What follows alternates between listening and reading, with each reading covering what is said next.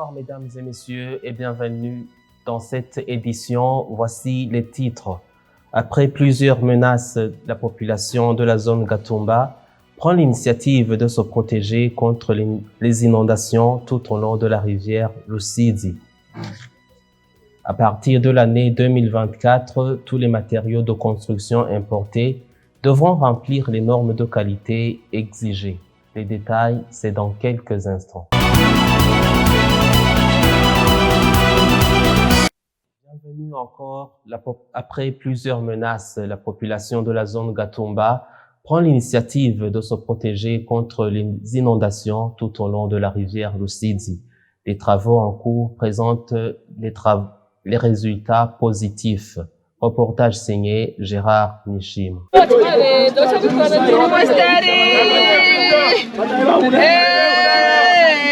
La population de la zone Gatumba, commune Mutimbuzi de la province Bujumbura, se débrouille pour se protéger contre les inondations des eaux de la rivière Rusizi. L'un des chargés des travaux en cours précise que les activités avancent mieux et que les résultats sont positifs.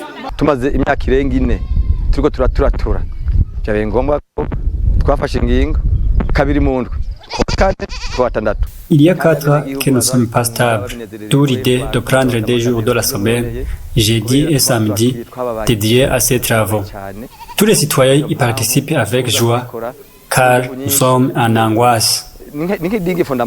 C'est une digue à base de sacs. Les travaux sont à 80%. Les inondations qui commençaient le mois de novembre ne se manifestent pas jusqu'aujourd'hui suite à ces travaux.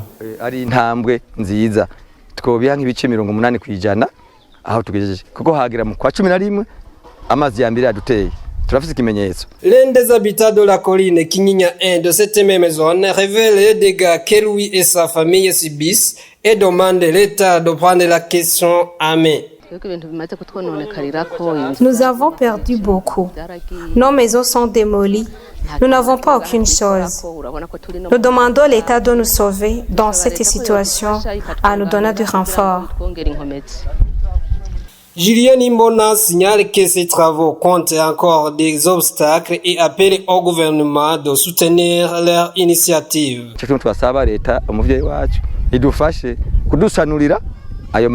C'est pourquoi nous demandons à l'État de nous donner un coup de main, que ce soit pour la construction de nos habitations, mais aussi pour ces travaux de protection, comme il l'a fait pour les autres localités.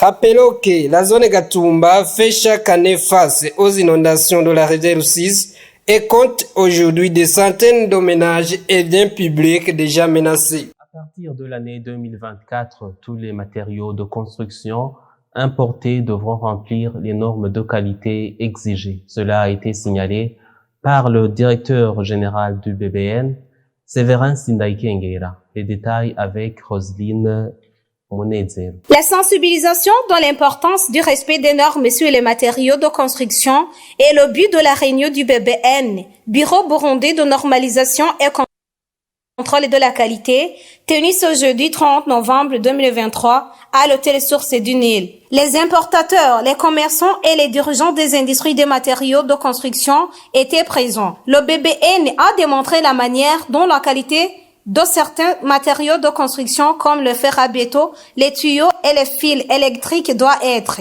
Pour la question de la vérification des matériaux importés, le directeur général du BBN, Séverin Sindaïkengera, affirme qu'ils n'ont pas du personnel suffisant aux différentes frontières. Nous avons un seul inspecteur au point d'entrée de Mugina à Mabanda Makamba. Nous avons un seul au port de Rumonge.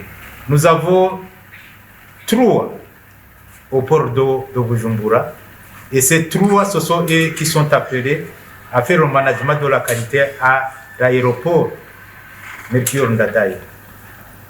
Nous avons un autre qui est à Kayanza et 2 qui sont à Kobero. Et dernièrement, sous une forte demande de l'OBE, puisque nous travaillons, mais avec l'OBE, nous venons de mettre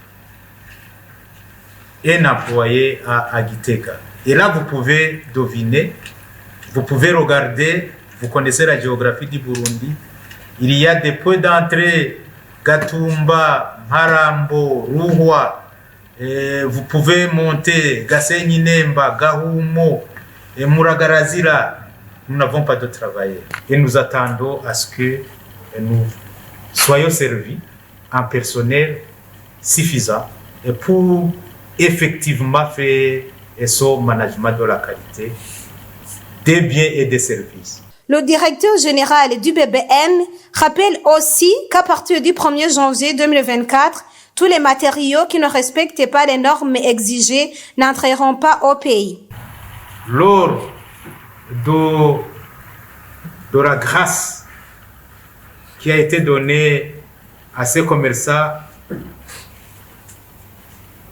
qui leur fer à béton avait été bloqué au point d'entrée de Kobero, on nous a exigé de les informer, de donner des formations à ce respect des normes pour que quand même, avec la date du 1er janvier 2024, ces fer à béton ou d'autres matériaux de construction, n'est-ce pas, ne puissent pas entrer au pays. Notons que le BBN a rassemblé les chefs des industries et les commerçants des matériaux de construction après la manifestation de l'effondrement de certains bâtiments qui a causé la perte des vies humaines dues aux matériaux qui ne sont pas conformes. Suite à la pénurie actuelle du carburant de type mazout, le transport en mairie de Bujumbura est en grande difficulté. Ange Negrita Ilakodze nous fait le point. À mairie de Bujumbura, le secteur du transport est en grande difficulté suite à la pénurie actuelle du carburant du type mazout. Lors de sa descente sur terrain, votre télévision BTV a pu remarquer cette triste réalité dans diverses stations visitées dans les communes Nhangwa et Mukaza. Partout là où nous avons passé, nous avons trouvé des longues files d'attente, des voitures qui attendent d'être approvisionnées en carburant. Dans le quartier Nyakabiga 3, nous avons remarqué des gens désespérés d'avoir du mazout. L'un des chauffeurs nous a dit qu'ils ne sont pas en train de travailler, mais qu'ils gardent confiance que ce problème va être résolu. Sur la station se trouva à Kigobe, il y avait beaucoup de voitures, mais étaient en train d'approvisionner ces clients à mazout. Mais les gens que nous avons trouvés sur place nous ont dit qu'ils estiment que la quantité est insuffisante pour satisfaire tout le monde. Sur les stations Kingstar et chez Youssouf Dobriza, la situation était la même. Nous avons clôturé notre descente au centre-ville.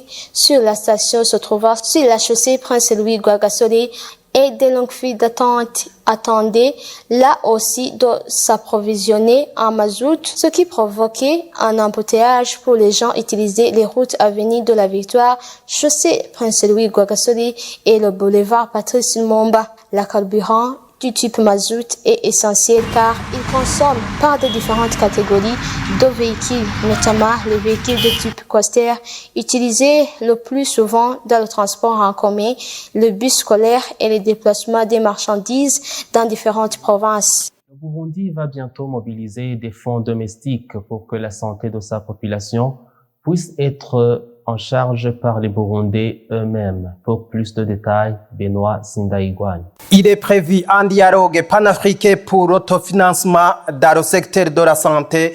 Le Burundi fait partie parmi les 3 pays pilotes choisis dans la communauté de l'Afrique de l'Est qui vont servir de miroir.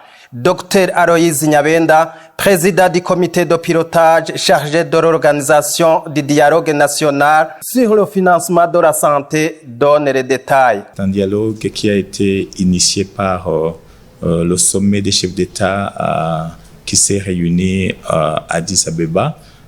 C'est un dialogue, bien sûr, qui est piloté par la communauté est-africaine dans le cadre des 3 pays pilotes qui ont été choisis, dont le Burundi, le Rwanda et le Kenya.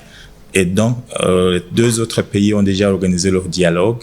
Nous sommes en train alors de préparer notre dialogue pour le Burundi, afin que le Burundi ait des moyens financiers suffisants pour prendre en charge la population burundaise en matière de soins de santé. Le Burundi, de sa part, va bientôt mobiliser les fonds domestiques pour que la santé de sa population puisse être prise en charge par les Burundais eux-mêmes. On est en train de préparer ce dialogue qui va se tenir bientôt en décembre pour essayer de mobiliser les fonds domestiques, les fonds internes pour que la santé de sa population, la santé de notre population puisse être prise en charge par les Burundais eux-mêmes. Cela ne signifie pas que le financement extérieur est exclu, mais le financement extérieur viendra en appui au financement interne de notre pays. Vous saurez que ce dialogue a été initié par les chefs d'État africains et se tiendra en décembre de cette année. Voulez-vous faire une carrière nationale ou internationale dans les domaines du business et des TIC? Bujumbura International University, BIU, est fait pour vous. BIU est un établissement universitaire privé offrant un enseignement bilingue français-anglais et qui collabore avec de nombreuses universités internationales en France, aux États-Unis d'Amérique, en Russie et ailleurs, afin d'offrir des formations répondant aux plus hautes normes de qualité. BIU offre des bourses d'études aux étudiants ayant une très bonne note à l'examen d'État et qui sont dans une situation précaire. Les facultés disponibles dans notre programme de baccalauréat sont la faculté de Business Administration and Management avec 3 options: intégration régionale et commerce international, approvisionnement et gestion de la chaîne logistique, gestion des organisations non gouvernementales et développement durable. La faculté de sciences et technologies avec 2 options: génie logiciel, réseau et télécommunications. Pendant leur première année et deuxième année à BIU, les étudiants sont préparés sérieusement en anglais pour pouvoir par la suite suivre une partie de leur cours de spécialisation enseignés en anglais. Les inscriptions pour l'année académique 2023-2024 sont en cours à BIU, Sisaki Gobé Sud, avenue du Cinquantenaire, numéro 6. Les portes sont ouvertes du lundi au vendredi de 8h à 20h et samedi de 8h à 12h. La date de l'ouverture de l'année académique est fixée au 4 décembre 2023. Pour plus d'informations, vous pouvez appeler au 22 27 85 33 ou écrire à l'adresse email info@biu.bi ou encore visiter notre site web www.biu.bi.